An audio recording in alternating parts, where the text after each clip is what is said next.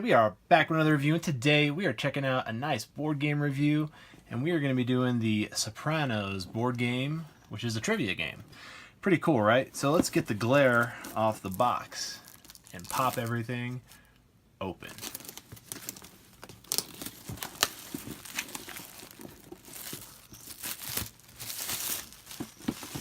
Alright, so we got 2 or more players at ages 18 and up, so I imagine there's some adult themes. This is brought to you by Cardinal, and it's branded by HBO, so that's pretty cool. And then on the sides here we have the same branding as the front. All the sides are all the same. And the back gives us a little bit of a glimpse of what we're looking to deal with. Now it says, game includes vinyl playing surface, 200 trivia cards, and betting chips. Interesting. Very interesting. Okay, cool. It says, now you can test your knowledge of The Sopranos, HBO's critically acclaimed mob drama. 1,000 trivia questions will challenge you on your program knowledge and mob speak too. Place bets on which questions you and your friends can answer correctly. Okay, that's where the betting aspect comes in. 5 levels of difficulty make it easy for even casual viewers to play against the most seasoned fans of The Sopranos. It's trivia redefined. All right, cool. So basically, it's the betting system is what kind of comes down to the thing, instead of just basically being right or wrong. So we got the trivia game rules, which is large font on one sheet of paper folded in half. Let's see what else we got in here. We got the vinyl playing surface right there, and the 1,000 questions of cards. So look like there's right off the bat 5 questions per. So you got 200 cards there, it looks like. Let me see here. That's it. Looks like there's just like an insert tray here for everything. But we'll put the box aside because it's kind of clunky. So let's check out what we got here. We got the cards. We'll go through some of these and check out some of the questions in a second. And then we got the vinyl playing surface. Let's check this out, of course. I'm glad this is in a separate pouch. That's great that I didn't just spew those all over the room as I'm trying to get the vinyl playing mat out. Vinyl playing mat's interesting. Right off the bat, it just reminded me of something that you would see if you were a fan of The Sopranos, something you would see at like the Bada Bing or something. Like a nice little gambling table at the Bada Bing. But yeah, you got bet challenge right there, and it looks like you have the 3 stacks of cards. And I imagine the 3 stacks of cards will be explained. So let's check out what we got here in the trivia game rules. Setup. Each card has 5 questions varying in difficulty, from level 1 being easiest, 5 being the most difficult. So I imagine, let's see here, what does it have? Play. Owner of the game goes first. Interesting. Never had a game describe that like that. That's interesting. Player 1 begins by reading aloud 1 question, not the answer, from the card in the first space. Player 1 determines whether or not to bet. He or she can answer the question correctly. Player 1 can bet up to 3 chips, depending on how confident that they are. I'm just wondering where the... okay, here we go. Scoring. So basically, when you answer 1 question correctly, you get all the chips bet by him or her, and all the chips from opponents who place challenge bets. So anybody who's not with you, basically, if you win, you scoop up everything. If player 1 answers a question incorrectly, his or chips that are bet on, obviously, are given back to reserve bank. So that's pretty straightforward. Players continue until 3 rounds have been completed. A round is when all players have had a chance to read and bet 3 trivia cards. Alternatively, players may choose to play more or less rounds if a longer or shorter game is desired. So basically, each player sets up 3 cards, so you get, I imagine, 15 questions. Let's check the cards out.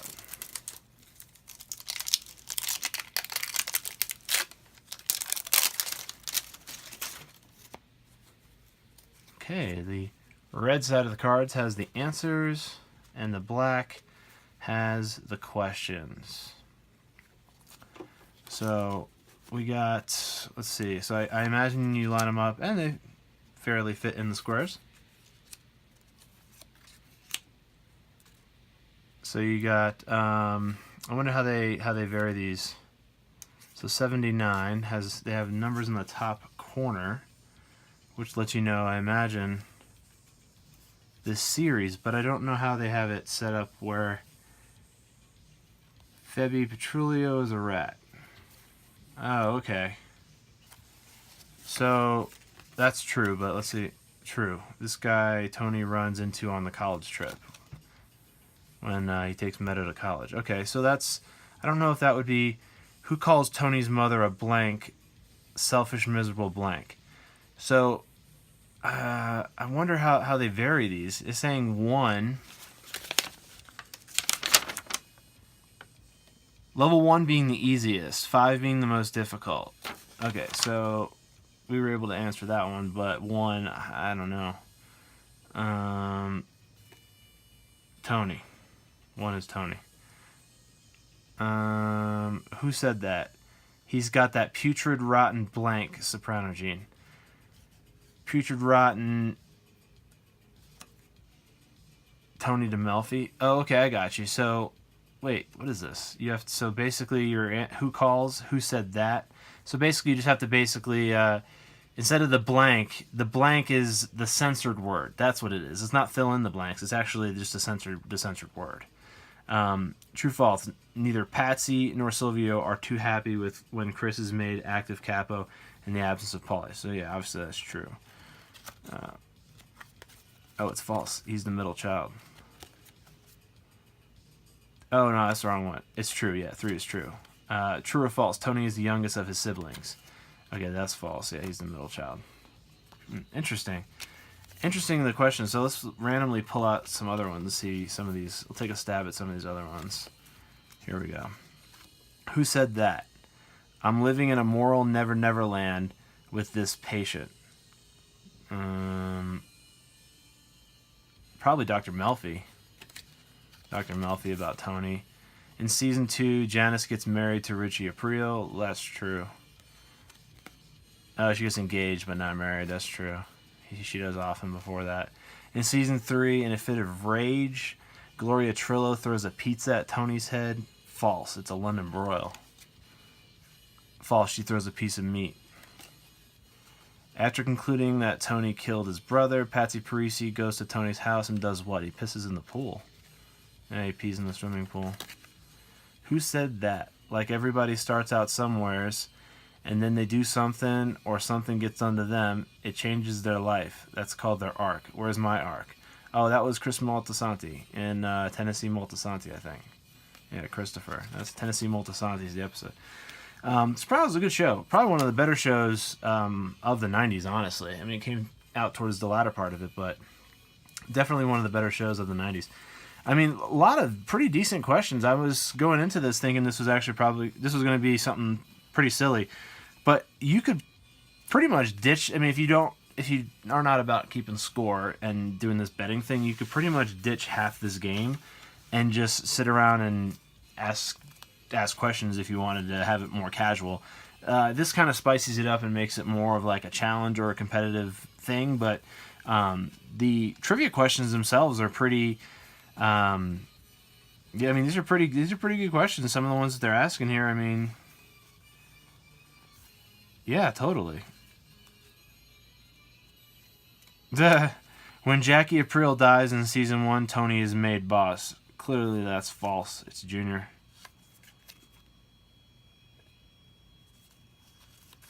There we go. 2 cards stuck together. False. Junior gets the title, not Tony. Ralph Cifaretto wears a toupee. That's absolutely true.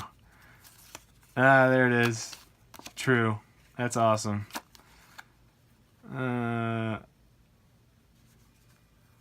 That's funny. Christopher Moltisanti wears a toupee. That's absolutely false. Yeah.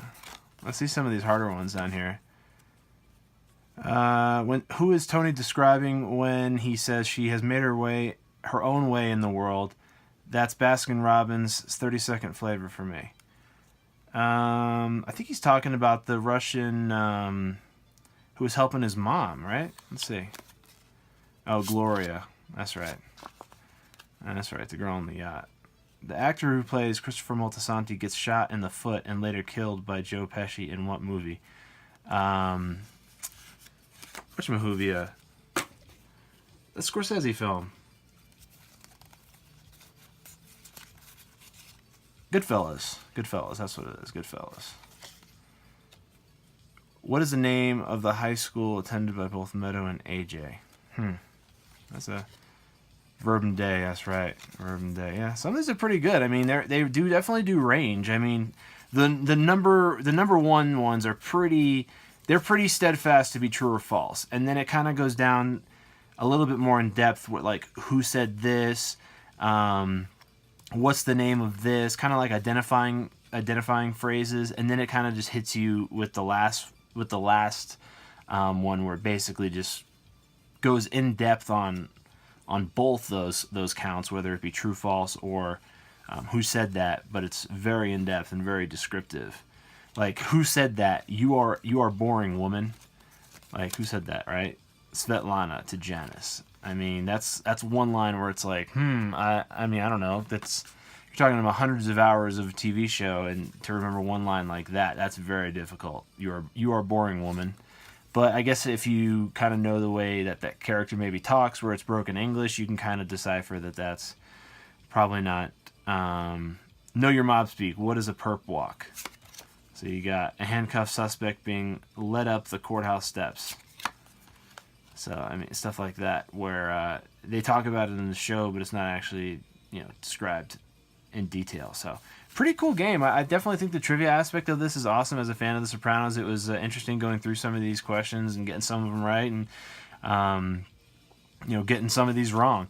What is Tony's smoke of choice? That would be the cigar. Cuban cigars. There you go.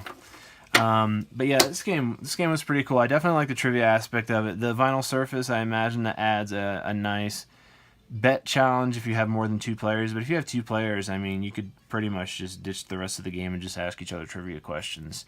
It would be probably a fun enough time, especially if you're both fans of the show The Sopranos. So, if you like this video, give it a thumbs up. You want more content like this? We do board game reviews every single Wednesday, so tune in for that. And subscribe for more content like this. Have a great rest of your evening.